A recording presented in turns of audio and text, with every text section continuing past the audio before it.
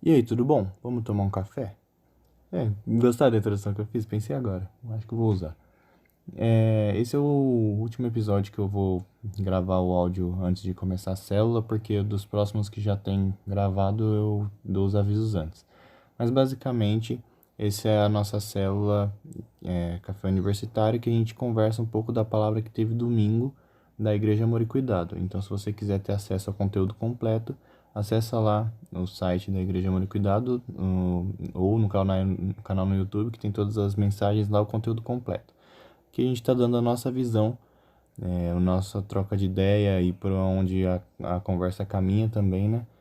Sobre a mensagem. Então, eu espero que vocês gostem e comenta, compartilha para o seu amigo que precisa de uma célula. E o objetivo sempre será ganhar almas para Jesus, né? Então, eu espero que vocês gostem. O episódio vai começar agora.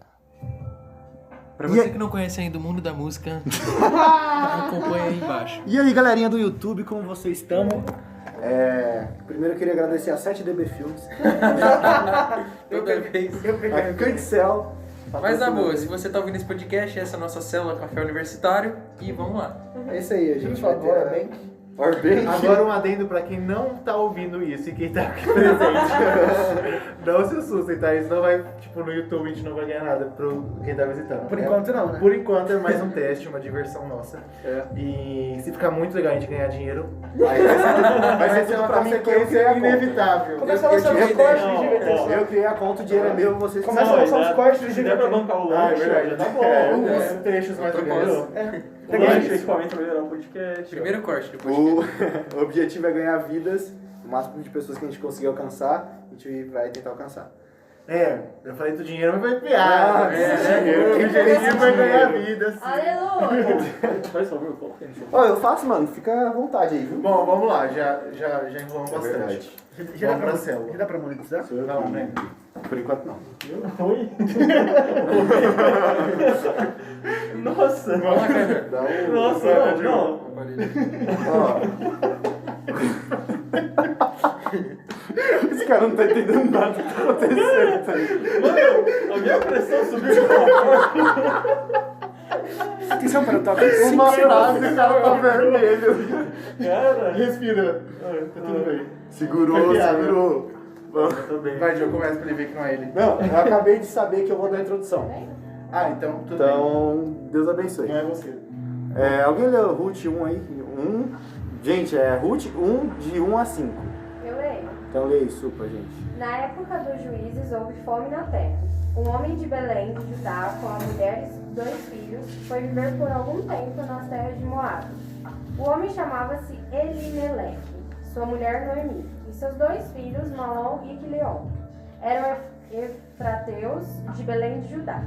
Chegaram a Moabe e lá ficaram. Morreu Elimeleque, marido de Noemi, e ela ficou sozinha, com seus 2 filhos. Eles se casaram com mulheres moabitas, uma chamada Orfa e outra chamada Ruth. Depois de terem morado lá por quase 10 anos, morreram também Malom e Quilion. E Noemi ficou sozinha, sem os seus 2 filhos e sem o seu marido. Então, a gente aqui tá analisando a história de uma família. Pensa numa família que tinha tudo pra dar certo. Só que eles passaram por crise. Eles passaram por uma crise e eles deixaram esse tempo de dificuldade, essa frustração, ocupar o coração e o pensamento deles.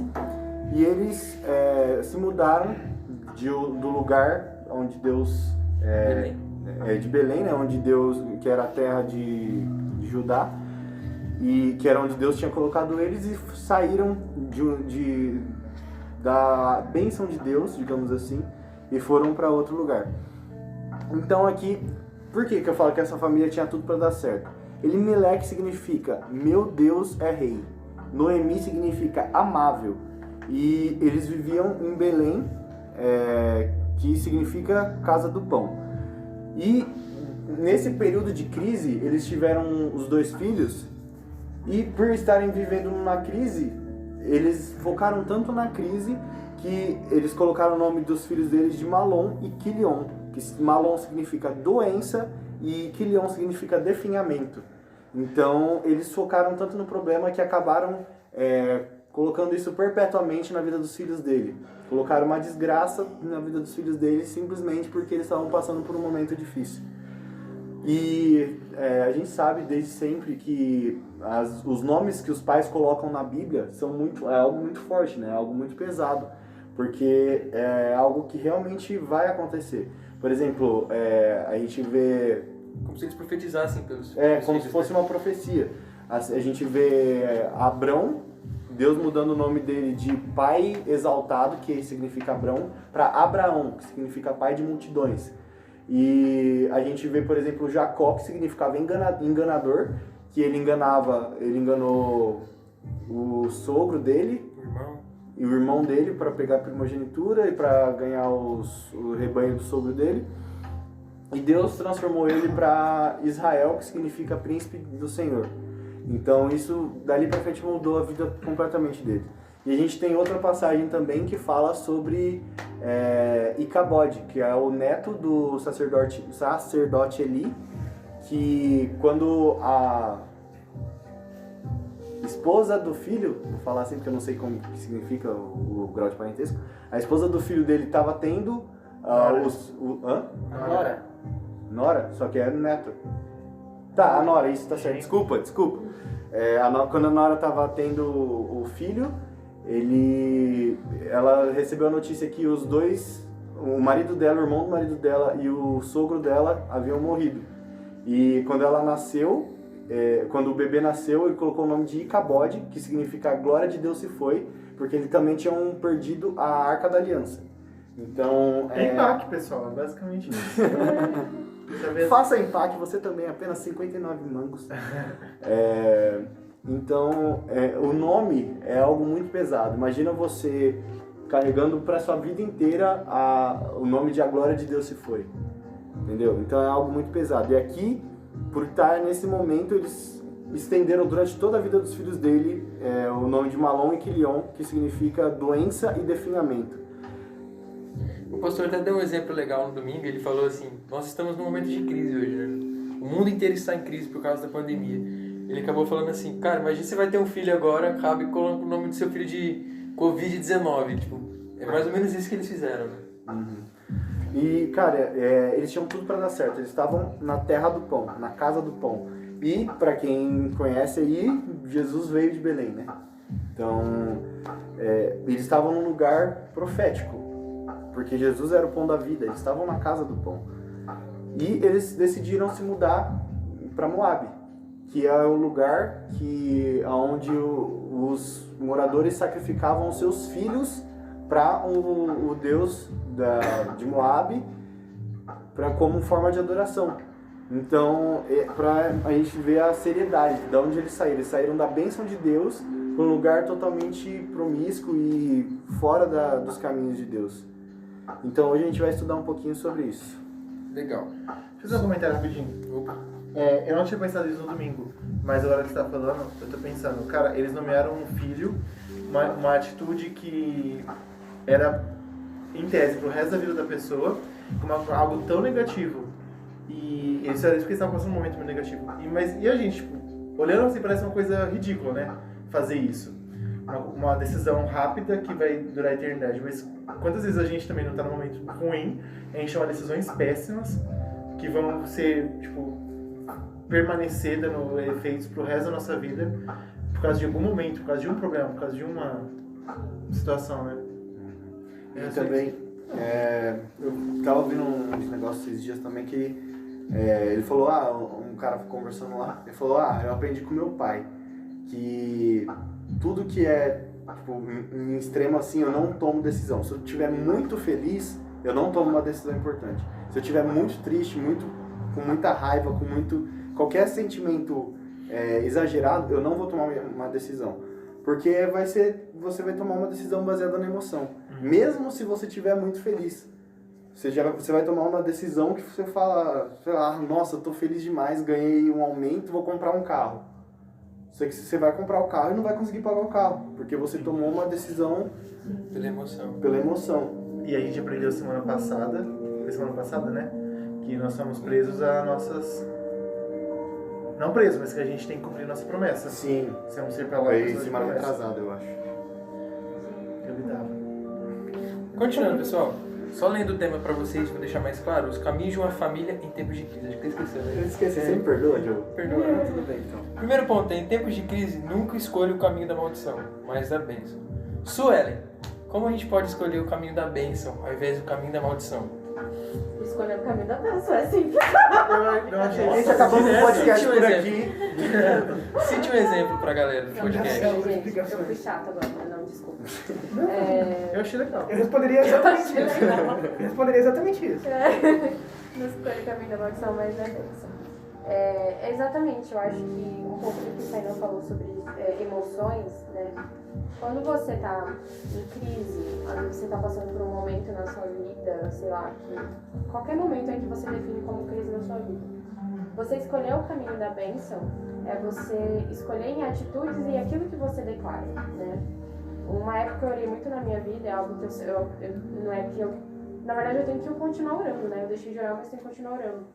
Que para que o Senhor me ajudasse a declarar palavras de bênçãos e não palavras de maldição, tanto na minha vida quanto na vida dos outros. Né? Porque às vezes, sem a gente perceber, a gente declara palavras de maldição ou de bênção, maldição na vida das pessoas. Né? Às vezes aí no momento, sei lá, você está passando por algum momento e você fica declarando, E eu creio muito que palavra tem poder. Né? Então, é muito simples, é você escolher declarar. Né? É fácil, você tá lá fervendo num momento de dificuldade, numa situação. Não é fácil, mas é uma escolha. Né? Você precisa escolher. A nossa vida é feita de escolhas. Então, você caminhar declarando bênçãos é você escolher. Né? E você aprender a controlar as suas emoções, não deixar que as suas emoções te dominem. Né? E fazer uma boa escolha. É isso. Aqui, vou ler para vocês Provérbios 16, 25. Há caminhos que parecem reto ao homem, mas no final conduz à morte. Como a Su estava falando de você se manter declarando palavras de bênção sobre a sua vida, eu acho muito legal que ela mesma deu exemplo pra gente há 2 semanas atrás de como foi ela passar na prova, né, Su? Sim. E na primeira ali ela foi até onde fez tudo que ela podia fazer e depois ficou na dependência de Deus. Imagina se ela começa a murmurar e reclamar, putz, por causa de uma questão, por causa de 2 questões eu não passei.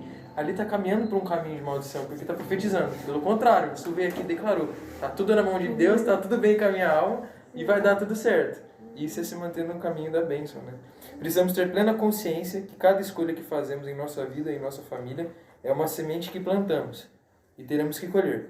Todos nós somos tentados a lançar sementes de maldição quando as coisas vão mal. Sempre que vier uma dificuldade, Satanás vai tentar fazer de tudo para você dar a ele sementes que germinem e gerem morte e destruição.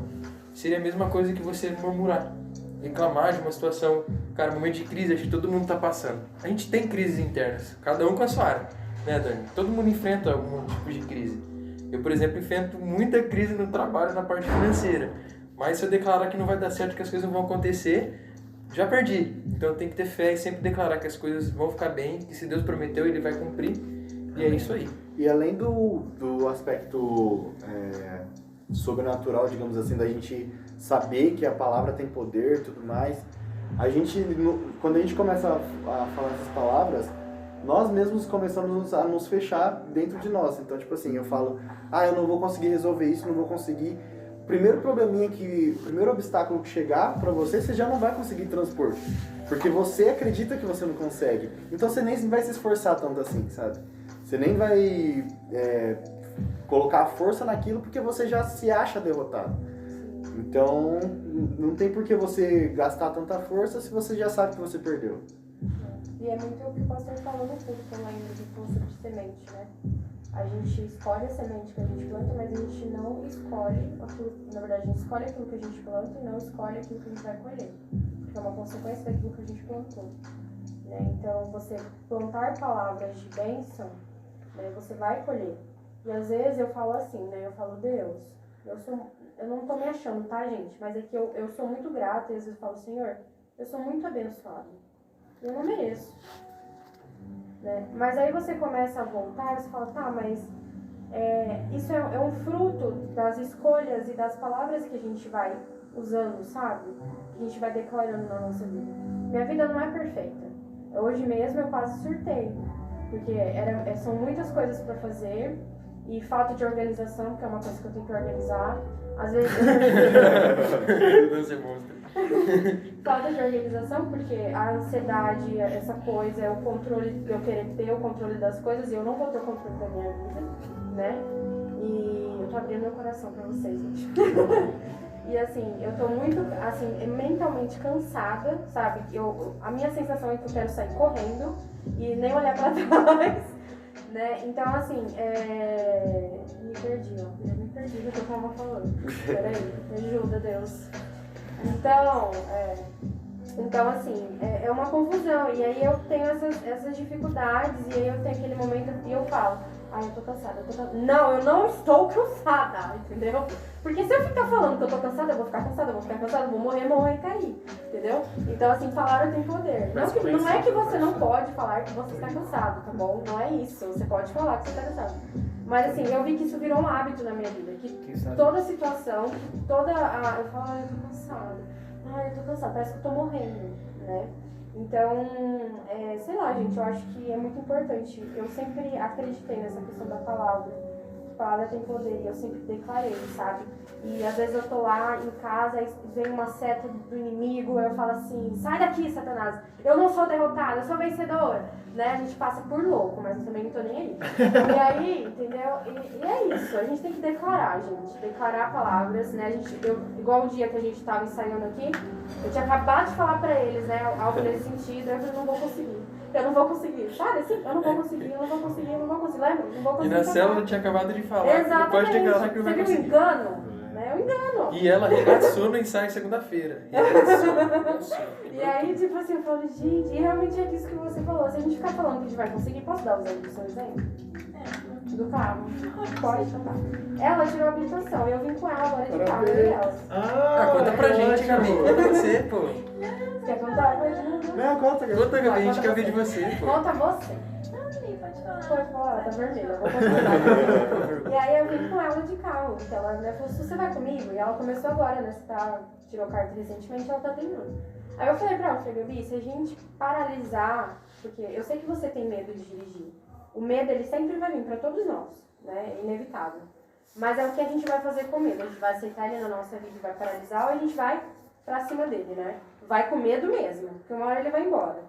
Né? E eu falei pra ela, você tem que pegar o carro, porque se você não pegar, se você não praticar, você não vai conseguir, tipo, você vai ficar paralisada por conta do medo.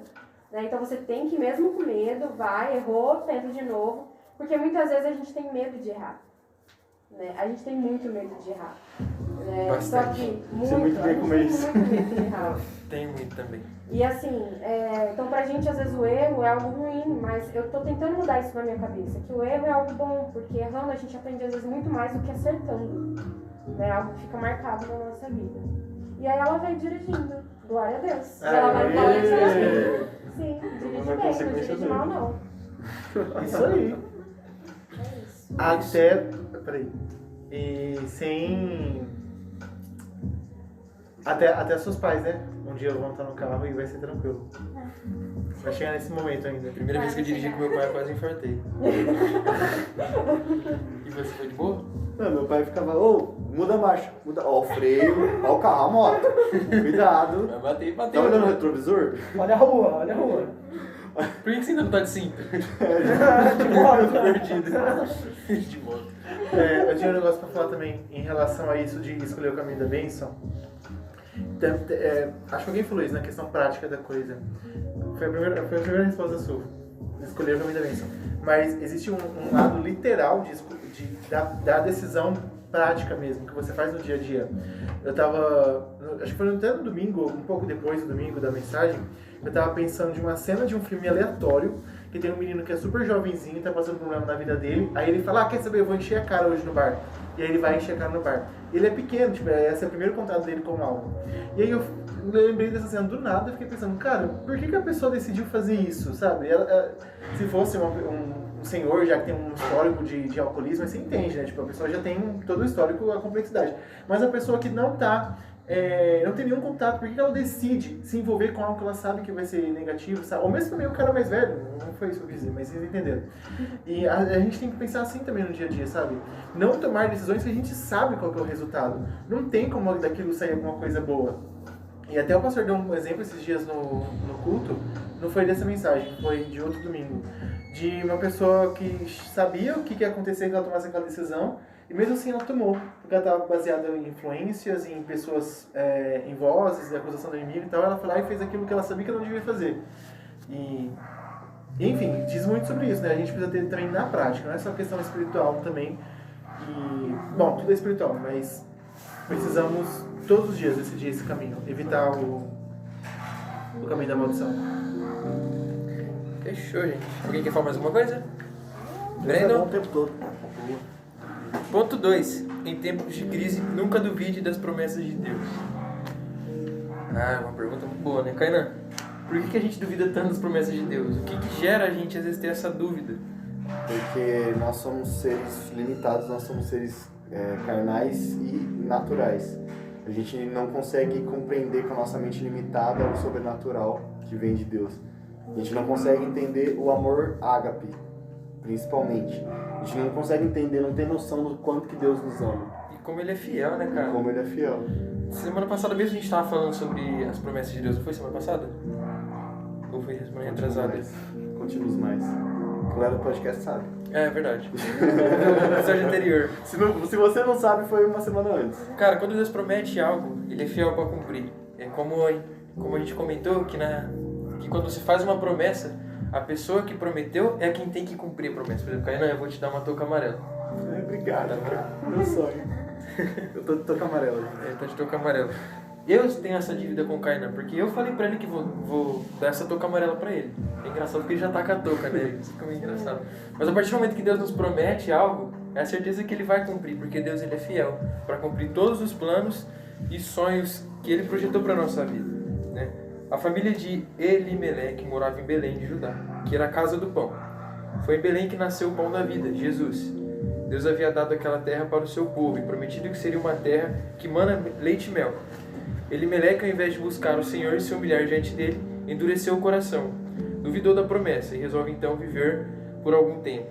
Mas acontece que chegando em Moab, eles saíram da casa do pão, onde tinha a promessa, onde Deus tinha derramado sobre a vida deles a certeza que ia ser uma terra abençoada, próspera, que manava leite e mel, para sair para Moab, um lugar que era desconhecido, mas que o pessoal na época devia estar falando assim, aqui é o grau, vamos para lá, que é sucesso. O projeto era ficar só um tempo, e eles acabaram passando um tempão lá. Eu entendi o grau. O grau, Bauru tem um.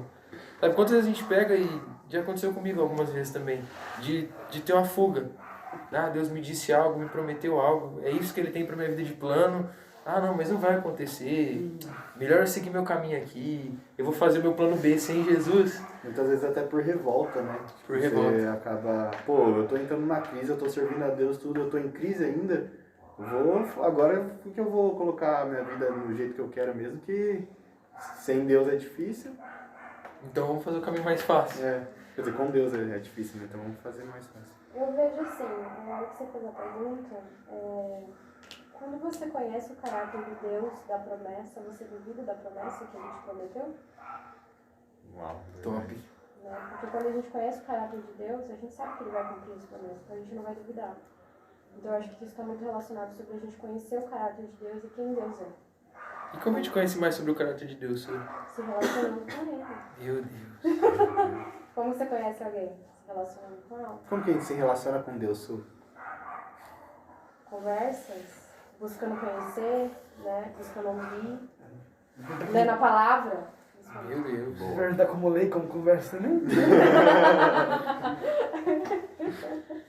Também. E é isso, gente. Tem alguém que fala mais alguma coisa? Brandon? Tá tranquilo, Gabi? Cara, Luiz. Mano, Fala aí. é complicado você... Obrigado pela participação. Você tava falando sobre amor ágape, tá ligado? Sobre entender o amor ágape. E, cara, isso é complicado. Isso é complicado. Eu acho que todo mundo já teve pelo menos assim...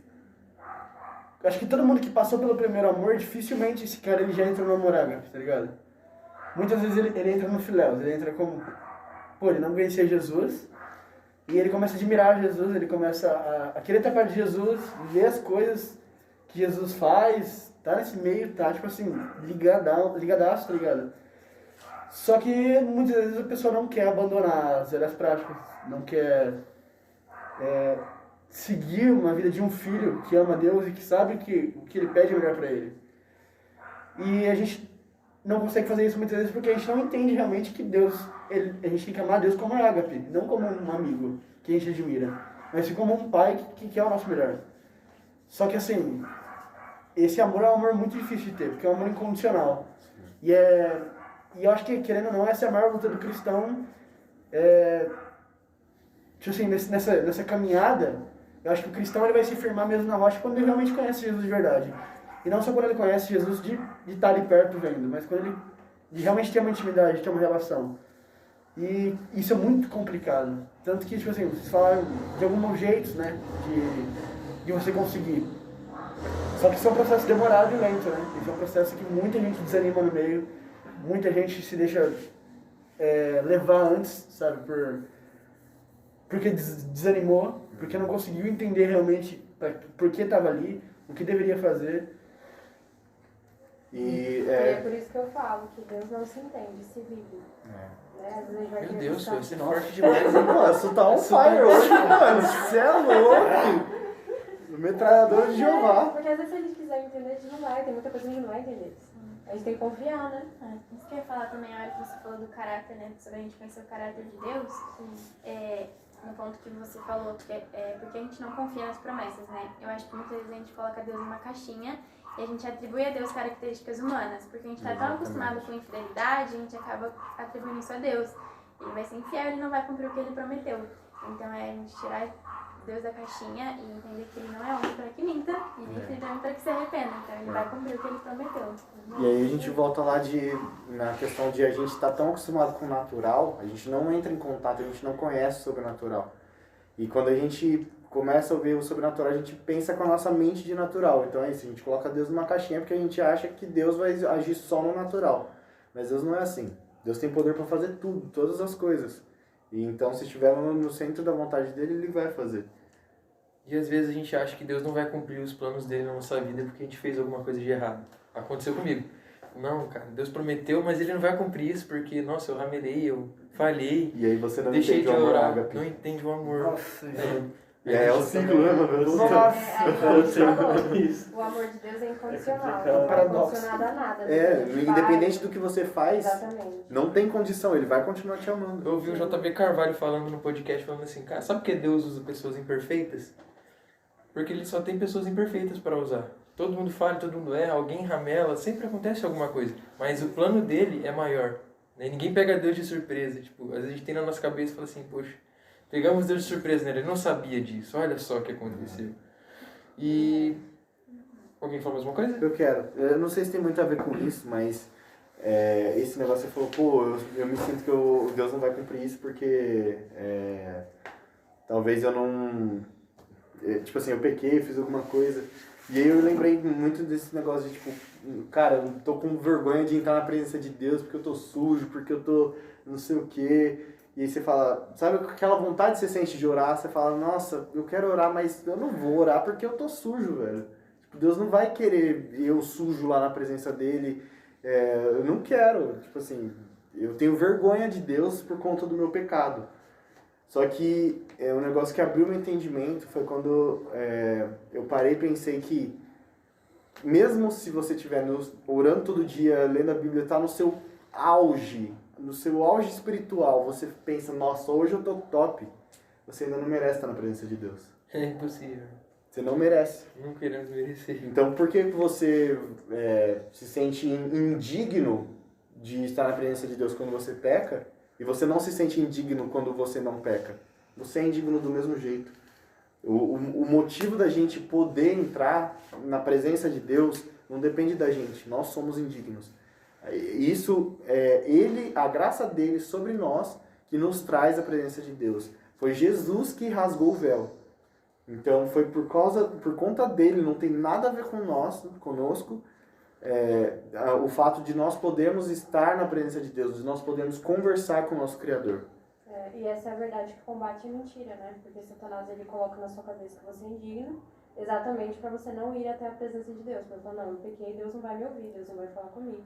Então ele usa essa mentira, né, para fazer com que as pessoas se afastem de Deus. Então, o legal é que o diabo joga na sua mente que você é indigno, e aí vem Jesus e fala que você é indigno. É isso que é legal. Então, e mesmo assim, exatamente você é isso. então você pode estar na minha presença. Exatamente. Porque eu ganhei isso na cruz por você, né? E... Pode falar, mano. Por favor. Não, eu ia falar que é engraçado, porque é bem isso que você falou. O diabo vem e fala, você é indigno.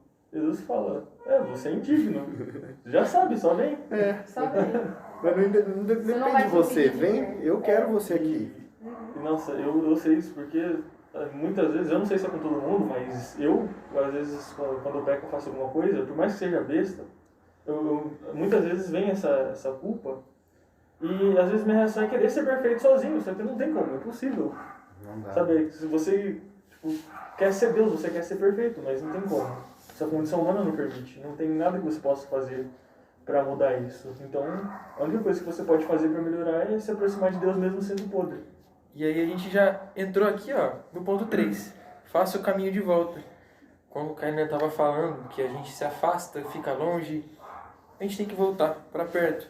E foi assim que aconteceu com a família de Elimelec. É difícil falar esse nome, né? Elimelec.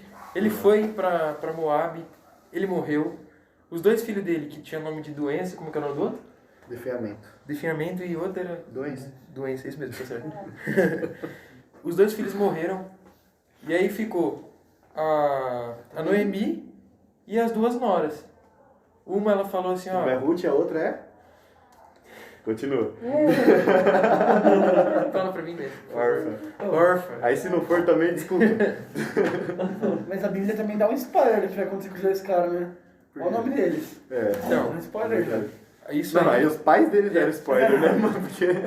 foi o que os pais profetizaram pros filhos, né? Tipo, imagina, se minha mãe me desse o nome de, sei lá...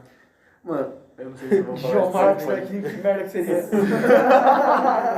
Mano, tem um negócio que eu vi lá, eu não sei se até que ponto é verdade, mas tipo, tem a genealogia, assim, né?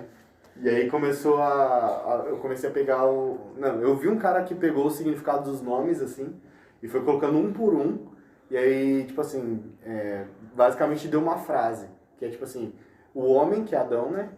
O homem nasceu e ele se afastou de Deus e por isso gerou uma desgraça, mas o amor de Deus veio e restaurou e hoje é mais ou menos isso. Tipo, é o plano da salvação tá. na genealogia, vocês entenderam?